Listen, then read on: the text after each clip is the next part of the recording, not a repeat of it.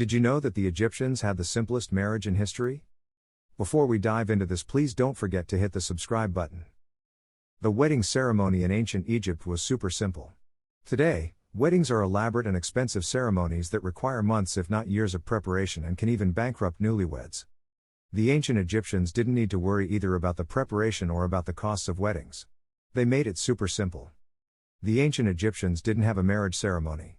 A woman simply came to live with a man in his house and told her parents about it.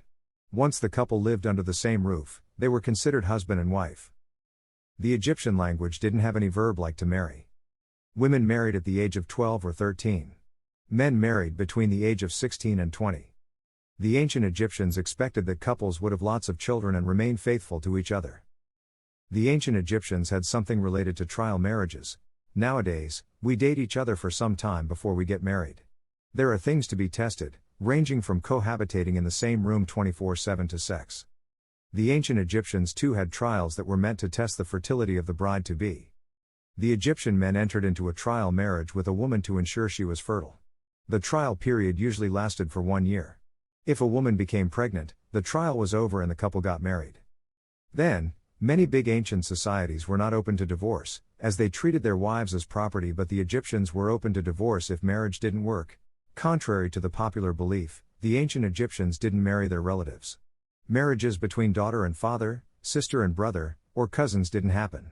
Except in the case of the pharaoh Tutankhamun, who was a famous example of inbreeding among royals. So what happened if they had pregnancy difficulties?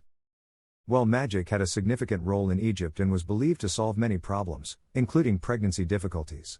And also the woman could pray at the shrine of Hathor, who was a cow-headed goddess, closely associated with women and fertility.